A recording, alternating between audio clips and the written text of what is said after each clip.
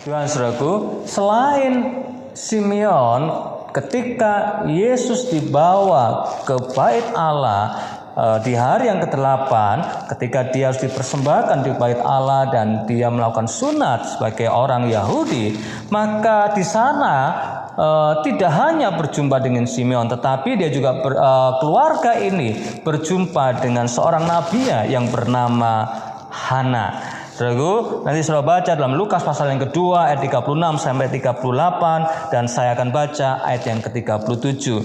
Dan sekarang ia janda dan berumur 84 tahun, ia tidak pernah meninggalkan bait Allah dan siang malam beribadah dengan berpuasa dan berdoa. Saudaraku, di sana kita melihat bahwa ada seorang nabi yang bernama Hana yang setelah menikah dan hidup 7 tahun bersama suaminya, kemudian suaminya meninggal, dan selanjutnya Hana ini tetap hidup sebagai seorang janda dan menyerahkan dirinya kepada Tuhan. Sehingga kita membaca di ayat yang ke-37, dia senantiasa beribadah dan berdoa siang dan malam, sebuah gambaran tentang penyerahan dan hidupnya hanya untuk melayani di dalam doa, di dalam ibadah, dalam puasa. Saudara dikasih Tuhan, sebagai seorang nabi perempuan, maka di sini kita juga melihat bagaimana Allah menuntun dan menyampaikan sesuatu yang besar dalam kehidupan Hana ini. Hana ini juga seorang yang sedang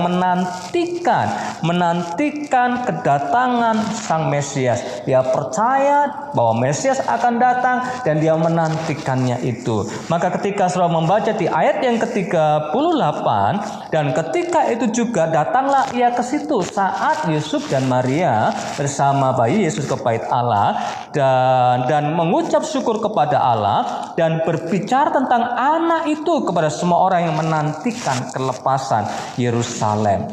Jadi setelah dia melihat bayi itu, maka dia mulai berbicara dan menceritakan kepada orang-orang lain yang saya percaya adalah orang-orang yang juga sedang menantikan, atau orang-orang yang datang ke bait Allah yang menantikan kelepasan, menantikan juru selamat. Dia menceritakan bahwa Sang Mesias itu sudah datang. Kelepasan itu adalah sesuatu yang diinginkan, dinantikan mereka, itu sudah ada.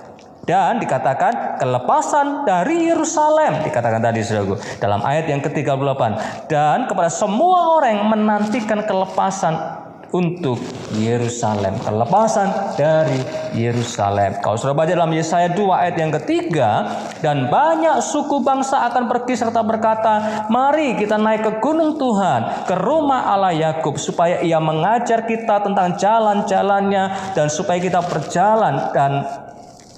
berjalan menempuhnya, sebab dari Sion akan keluar pengajaran dan firman Tuhan dari Yerusalem. Berita kelepasan dari Yerusalem melalui Sang Mesias itu diberitakan, dan berita kelepasan bagi umat manusia itu, kelepasan dari perbudakan dosa, dinyatakan di sana. Hana mengenali Sang Mesias. Hana bersuka cita karena dia melihat apa yang dia nantikan terjadi. Sehingga dia rela kalau akhirnya dia harus dipanggil Tuhan kembali, karena dia sudah melihat Sang Mesias itu. Bapak Ibu Saudaraku dikasih Tuhan, ketika kita merayakan Natal, kita tidak hanya sekedar datang untuk merayakan kelahiran bayi Yesus, tapi kita sedang mengingat dan mengucap syukur bahwa Juru Selamat Sang Mesias itu sudah datang dan menyelamatkan kita semuanya. Setiap saudara dan saya hari-hari ini hidupmu dipulihkan, hidupmu diperbarui, hidupmu mengalami kelepasan, itu hanya karena kedatangannya di bumi. Dia adalah Juru Selamatmu, Dia adalah penyelamatmu, dan biarlah engkau merayakan Natal, engkau merayakan kemenangan kelepasan yang Tuhan sudah berikan dalam hidup saudara. Tuhan Yesus memberkati saudara semuanya, dan tetap mengalami kemenangan kelepasan, hidup dalam sukacita bersama dengan Allah kita. Haleluya, shalom.